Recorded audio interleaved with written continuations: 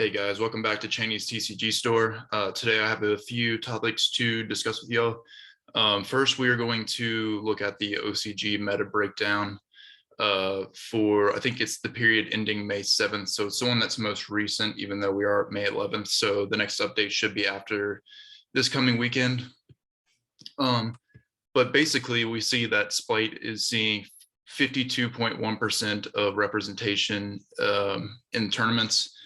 And then next we have Tearlaments at 8.7%, which is very surprising because I am not really familiar with this archetype. So I need to dig in to see what's going on there. But Exosister at 4.1%, which is crazy. But, you know, keep in mind with these things, they have a different format than we do. So just because it's great there doesn't mean that it's going to necessarily have the same success here. Next is Branded Despia at 3.7%. You know, big difference again from how we are sitting right now here. Eldlick at 3.7% as well, and then Flundry is at 3.2%, and then we have 24.7% of other. So the 114 Splight players, 108 were just pure Splight, 3 were Adventure Splight, 2 were Evil Twin Splight, and 1 was Grass Splight. Not really sure what was going on with the grass, but that's interesting. So as you can see, it's mainly just the pure Splight. So they're all kind of very similar. We're not seeing, I know some people were talking about Evil Twin Splight, but we're really not seeing that very represented in this format. For the Tearlaments, we have 13 branded Tearlament, 4 pure, 1 fossil, and 1 grass. I don't know what's going on with the grass. That's crazy. For Exosister, 8 Exosister, 1 Dynamorphia Exosister. I hadn't even thought about playing Dynamorphia and Exosister. That's very interesting. Other than that, I'm not really seeing any branded Dynamorphia, which is surprising because I know that that was a big topic a couple of weeks ago. There's just 1 Dynamorphia deck here. Punk Adamantipator. I'm just kind of pointing out a couple of cool things that I'm seeing. Quite a few like actual Punk decks. So they are probably just a smaller package, but that's interesting because like I said earlier, I do have faith in the engine as far as doing well in the future. 1 Mathematic Ignister, that's pretty cool as well. But digging on in, here is our first profile for Splights. I wonder if this is finished 3rd and 4th. So I guess not the top deck, but we're going to take a look. They're playing, you know, of course, the Splights. They are playing 3 Toad, which is interesting. That's a card that I would go pick up the ultra rares for while you still can before we get closer, because everything else is bought up and it's only $3 or $4 still. So keep your eye on that. And then, of course, we're playing the 3 Diva, which is, well, it's kind of come down in price as well.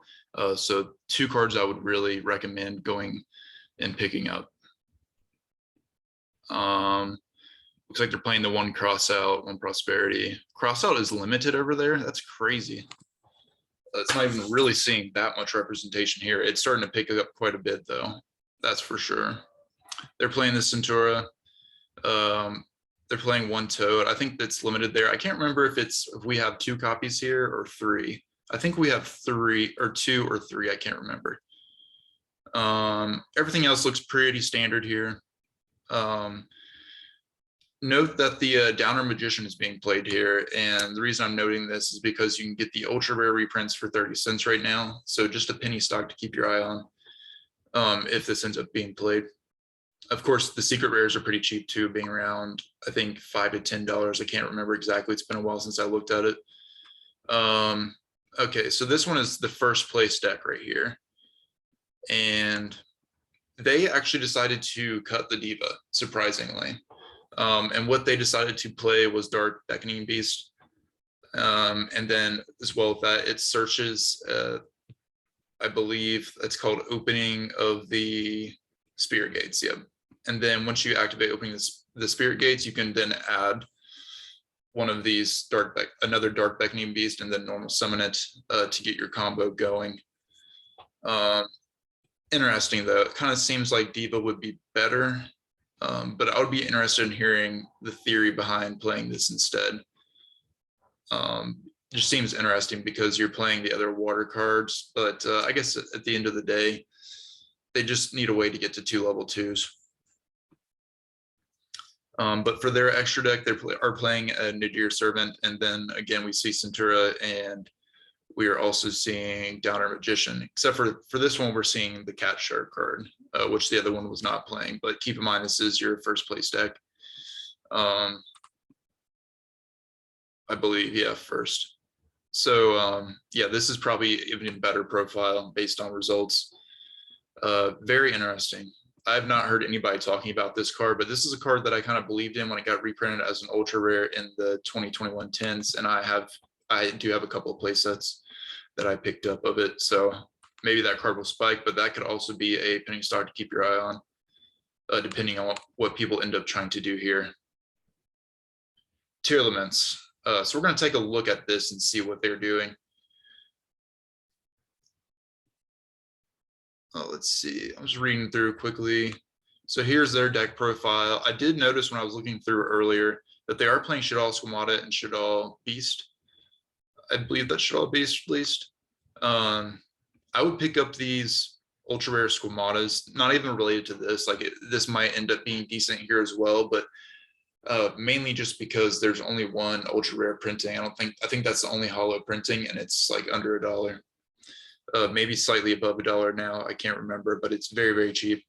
So something to keep your eye on. It looks like we're going to continue to see Prosperity Sing play. No surprise there. But everything else, I believe, is just a Tearlament card, from what I can tell.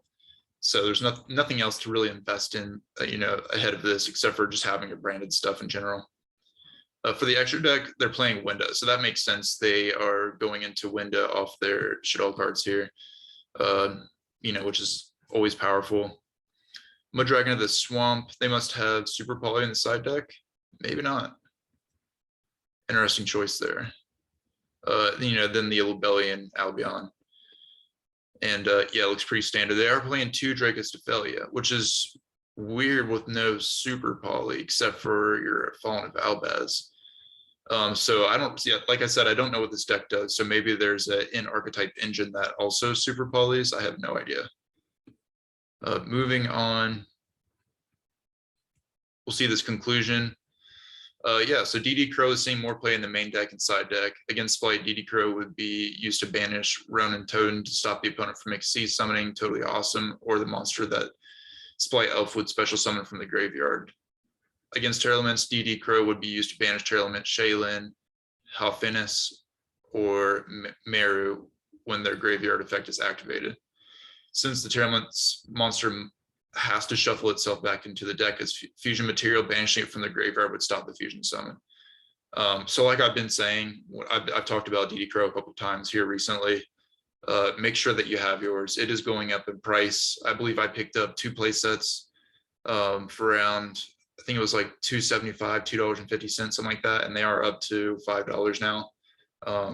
So I would get them sooner or later. And then a lot of the copies are also just getting cleaned off the market. So yeah, like I said, just make sure that you have yours. That's all we're going to cover for now. I just kind of wanted to give you a breakdown of how the Splight deck is seeing, or what the general deck list is, and basically how it's competing over there. I do expect this to do just as well here. We have all the cards we need, except for Max C, of course. But I think this deck is going to do very, very well here. And it's something that you're going to want to get ahead of. And for the most part, this deck isn't that expensive, especially when you look at the extra deck. We don't know yet what the rarity is going to be for this card. Obviously, it's a lot of hand traps. So, the Ash Blossoms are going to be expensive. And now the Toads are expensive. But if you time getting some of these cards right, it's not going to be that expensive. But like I said, a lot of these cards, just like branded, once we get closer and closer, they're going to get bought up. And don't go crying if you can't afford the deck because you didn't move early enough on it. Not to offend anybody, of course. I just want to get that point across that this deck is definitely going to be good, and you want to have your hands on these cards before it's too late. Now, for the Dimension Force segment of this video, So I started looking through here and noticed that the Ghost Spell and Haunted Mansion Starlight rares are running for about $500. With that being, I don't think that that is terrible long term as far as price, but you want to get your copies much cheaper than that. Where do I think the price is going to end up settling when it comes out? I think probably 275 to 300 is the decent price, at least to me, for that to be. But you know, it might not go that low. So it just depends on you know, you personally and you know, the direction you want to go with that. I just would be careful about spending too much money on it, because we have seen other hand traps that are released and start off pretty low and then go pretty high. So you don't want to buy it at the high price, because then you're just not leaving any profit for yourself. But I do think it's going to be a great card to have in your collection long term for value and just it being a super dope card. Beyond the Pendulum at 70, Legal Knight still up towards 70 as well. Don't spend anywhere near 70. I do think you'll be able to get a Legal Knight for probably $20. And that just depends. It could go lower than that as well, but I do think 20, I'm pretty confident with $20. It might release for more than that, but I think people will, like, as long as we don't get like ban lists and see Wandering Griffin Rider go, I do think that people will try to Legal Knight out and then just discover it doesn't make sense for me to play this because I need to search Wandering Griffin Rider and get the Omni Negate. Whereas if you're playing a Legal Knight, you don't really want to see it your first turn. So it's something that it's technically a first turn brick that you have to play in your deck. So if you draw it, that's not very good. You'd want to search it later in the game. But at the same time, would you not rather just keep searching your Omni Negate? You know, that's, to me, it's more important for the Omni Negate because you still get a pop with your Draco back. But you know, let me know if you have other plans for it or if you think it's going to be good. I'm open to hearing your explanation, and I would like to discuss it with you. Therion's still very expensive as well, up towards 55. And you know, the general theme here is that these cards are way overpriced. If you could open a box right now and list on TCG Player, you would without a doubt make a profit, which is, you know, and a lot of profit. So it's, that to me is the signifier that these things are too highly inflated. The boxes are going for $63.59. Before I go over my overall thoughts on this, we're going to continue looking through and looking at some cards that you need to keep your eye on. So Beyond the Pendulum, if you're a Pendulum player, that's a great card to keep your eye on. Anyone else, I don't think it's necessarily a good investment, but that just depends on where the price ends up being at. You know, if no one really wants it, once it's released and it goes to like $10, $15, then I would be interested in picking it up just because I think the artwork's cool. But I have no interest in playing Pendulums, to be honest with you.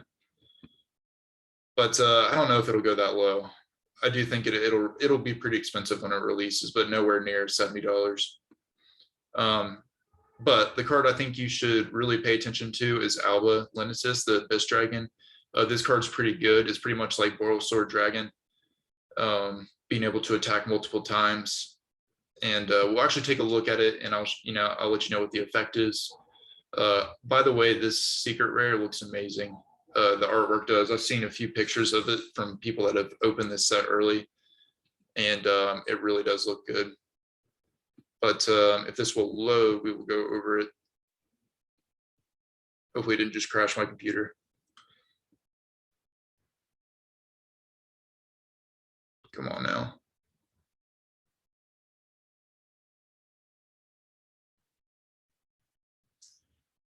I'm sorry, guys. So while this is loading, I'll just go ahead and look it up on my phone. I don't know what's going on with this.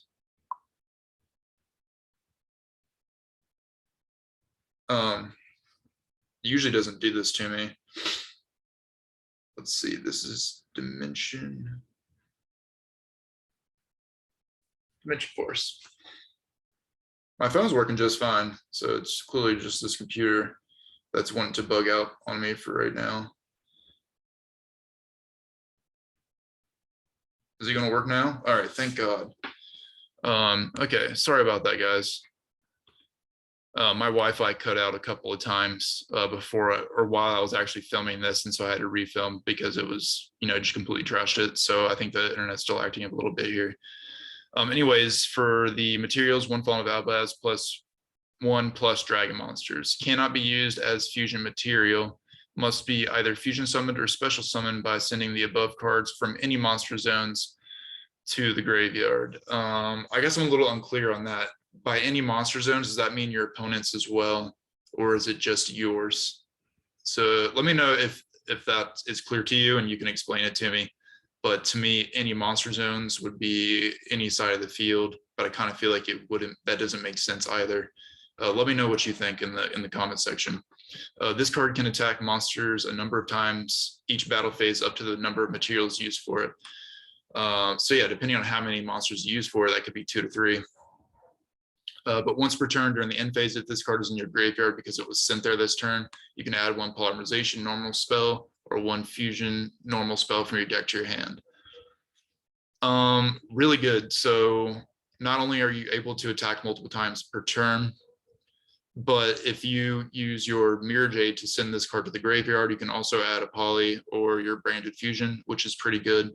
Most cases, you're just going to activate, you're going to send Albion though, because you want to set your branded in red because it's a quick play and you can use it on your opponent's turn to go into Guardian Chimera, and you know the works. But not bad either, especially if you just have this on the field and it somehow gets destroyed. It's nice to have a follow-up, you know, by getting polymerization or fusion, or branded fusion, I mean. But do I think it's worth $50? Absolutely not. I do think that this card is good, but $50 good? No chance. There's already better cards, like Mirror Jade's way better. I think, and this is not something you're getting out in your first turn, right? This is something that you're going to be going into your second turn or third turn, depending. But I think that will be more towards 18 to 25.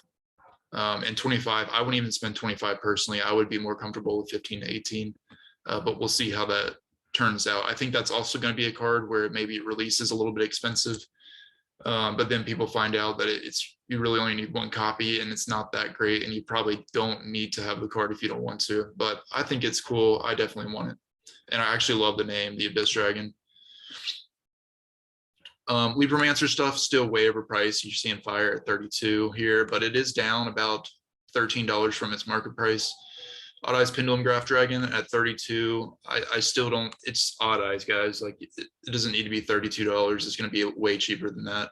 A lot of these secret rares that are high in price right now, they're going to be the trash secret rares that you're throwing away. You know, I mean, obviously no one's going to throw them away, but you get my point. Moving on, we have Dynamorphia Frenzy at 23. Thatch, I know you want to get it. Don't get it yet. It's going to continue to go lower. My guess is, you know, I'd say probably $5 to $10. Maybe not the day of release. Maybe the day of release be more towards like 10 to 12, but I really think it's going to be lower than $10. No Punk Deer Note at 18. This is already down, you know, $5 to $6 from when I talked about it earlier. Like I said, it's once we get closer, you know, past the 15th this weekend, these prices are going to start rapidly declining because people are going to start, these sellers are going to start panicking to try to make a profit on their product before the general masses have access to sell copies on here. Magnifica 18. Like I said, you know, these ultra rares, like we rarely have ultra rares released this expensive. Don't worry about it. It's not going to be this expensive. Dynamorphia Rexterm, same story. It's at $18. Keep waiting. Red Eyes Zombie Dragon Lord, that's not going to be anywhere close to this. Like maybe $3 to $5 at best. Trying to see if there's anything else. Yeah, like the Weather Painter Moonbow, do you really think that's going to be $15? There's just no way. Same with Heroic Champion. I did want to take a second look at the branded Banishment though, because the card's actually better than I remembered it being. We're going to take a look at that and kind of discuss the viability of it. Okay, we got to find it though. Branded Banishment right here. Okay, so let's read the effect and then I'll go over it. So target 1 Despia monster or 1 level 8 or higher.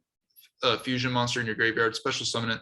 Then you can apply this effect. Fusion summon 1 level 8 or higher fusion monster from your extra deck by banishing fusion materials listed on it from either field. You can only activate 1 branded banishment per turn. So the reason I like this card, right, is because, yeah, it's a little slow. It is a trap card, but it kind of serves a similar purpose to branded in red.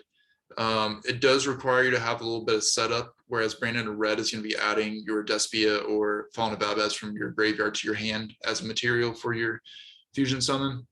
But if you really break this down, you do get to special summon a Despia or level 8 or higher fusion monster from your graveyard and then use that as a material. But it's basically a super poly on your opponent's turn, which is really, really good because you can't go into your Guardian Chimera with this because you need to, fusion summon from the hand. But you can go into a Mirror Jade. You can go into the new Albaz monster if you want. Probably not though. And it's very generic, letting you just do any level 8 or higher fusion monster from your extra deck. And then with that, basically you can hit them twice. So if you have your branded in red also set, you could hit them with this and then hit them with branded in red like Guardian Chimera to finish the rest of the problem. You're probably not going to do that because that requires a ton of setup. But I do think that this card's pretty good, and I'm excited to try it out. I'm not going to say this is going to be played in the deck. I'll have to try it first to see, if it's consistent, if it's any good, or is it redundant with your branded in red already in play. But something to keep your eye on. Now that I've gone through kind of what I think are the best cards in this set, we will talk about this set as a whole and whether you should be buying this set to open.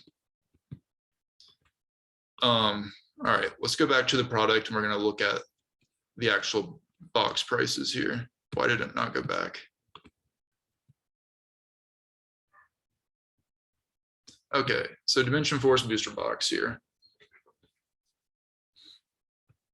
So Simply Unlucky has him here for $63.50.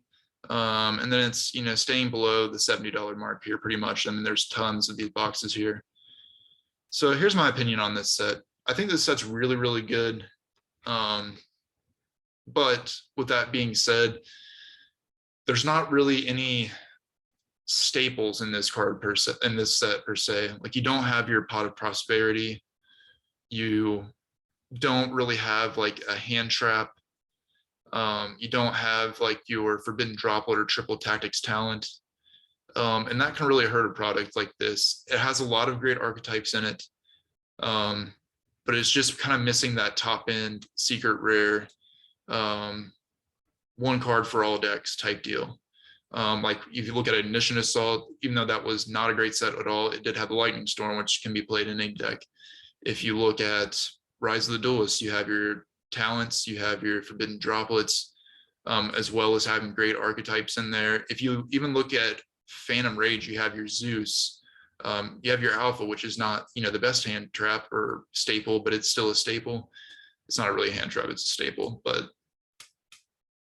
And along with that, Phantom Rage also has really good archetypes, and it had 2 tier 1 decks. And then if you look at Burst of Destiny, we got our, one, we had Sword Soul in there, which is really, really good. Better than any deck in here, I'm pretty sure. But we also got DPE, which was a staple. We got Ecclesia, which, while not a staple, is still played in a lot of decks. It's a secret rare, and the artwork is something that a lot of people love, continuing on that Ecclesia lore. So for collectability, very, very good. So like, you're starting to notice the trends here. We have these staples that every deck needs to play. I'm not seeing a staple that every deck needs to play in this set. We can look through, and I'm not seeing any top end secret rares that every single person is going to want. It's mainly archetypes and a few power-ups for other archetypes. Really, the only staple is the Ghost Spell and Haunted Mansion, and that's a Starlight rare. So yeah, that will add some value onto this set, but I don't think that it's going to make it crazy. Yeah, I mean, there's just, looking through here, there's no staples. So I really don't think that this is going to be a great set to invest into, as far as buying a case or two. Because the thing is yeah, you could pull a Starlight, but it might not be the Ghost Bell and Haunted Mansion. It could be one of the other Starlights that they're releasing that probably won't be nearly as expensive as the Ghost Bell. So most likely, unless you're getting 10 to 12 cases, you're not going to see that Ghost Bell unless you're extremely lucky. With that said, if you just want to get a box and have fun, I do think that there's a lot of good power-up cards in here, especially if you're playing Albaz or really a ton of decks. Dynamorphia, of course, you have a good chance of pulling one of your Dynamorphia cards that you need. Also the Punk card, there's a lot of good stuff in here. It's just not a staple set, which is what I look for usually when I'm investing into a product. Like I think like your Phantom Rage was decent. I do think it'll hold decent value long term, but it's really not seeing an insane amount of sealed value. And maybe it will over time. But as far as opening, it was a pretty lucrative set. Rise of the Duelist, one of the craziest examples I can give you for the last few years. The sealed products of 270 and multiple staples in that set, while also being a short printed set, meaning there was not a lot printed. So that set was like the perfect investment. But even Ignition Assault was terrible. Like the Lightning Storms are very short printed. So even though it did have a good staple, you weren't pulling that on average. And Burst of Destiny, it's probably the best set of this past year. And you have a very good chance of making your money back on that set still by opening it. Whereas this, I'm just not seeing that kind of value. I really think that this will be closer to like a Battle of Chaos type set. Yeah, you've got some good cards in there, but there's not really one single card where you make the box value back.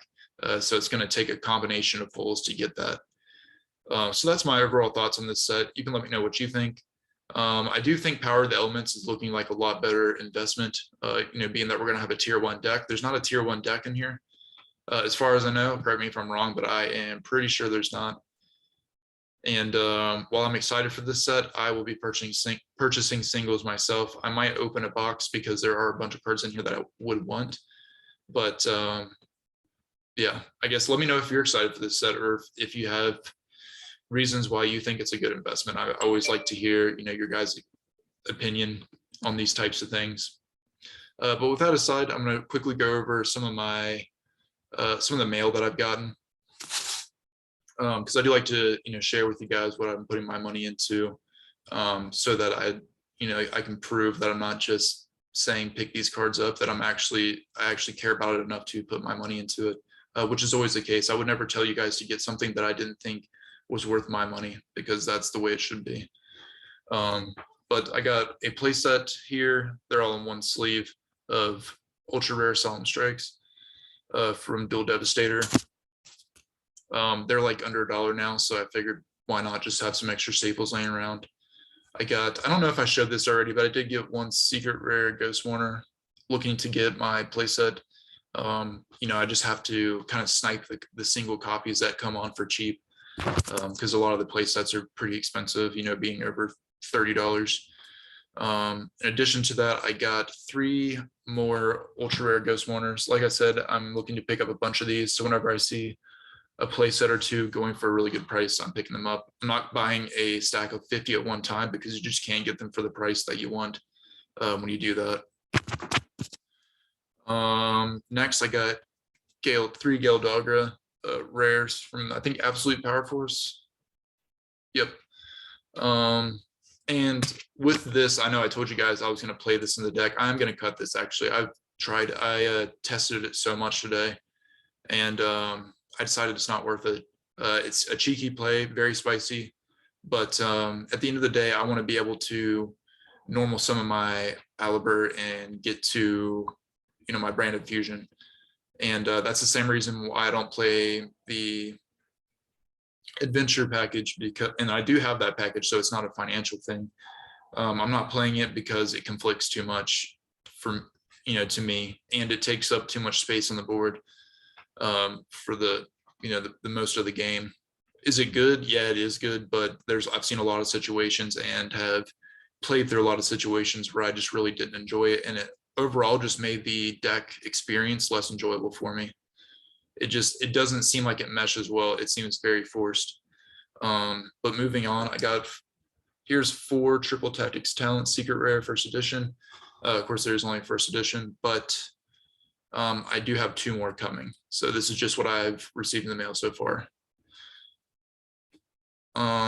Next, I have 1 Aliber here. I do have 2 more coming from Team Sakurai. So if you're familiar with his channel, I'm sure most of you are, because a lot of you watch both channels. So excited to get the rest so I can really start testing this deck out. I have 1 Sword Soul Moye Secret Rare. I have built Sword Souls for the most part. I'm still missing a couple of extra deck things, but the core is done. You know, I am going to be playing Adventure Token with that package, which is why I'm only playing 1 Moye.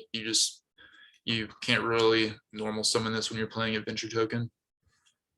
But if you don't draw into your Adventure Token, it is a nice target to have as well, or to search for if you don't draw into your tokens. And then I have 1 Heat Soul here. I do have more of these coming, and I'm going to continue to buy these when I see them at the right price. And then 1 Hawk Fibrax. Like I said, I will not be investing into more copies of this until I see the ban list, but I do want to have 1 for my Sword Soul deck. Yep, and that's pretty much it for what's come in the mail. I do have a lot more stuff coming, so I'll let you guys know when I get those in. But I hope you enjoyed the video. I do have some stuff already pulled up for tomorrow's market watch, so check back in. I have noticed a few buyouts.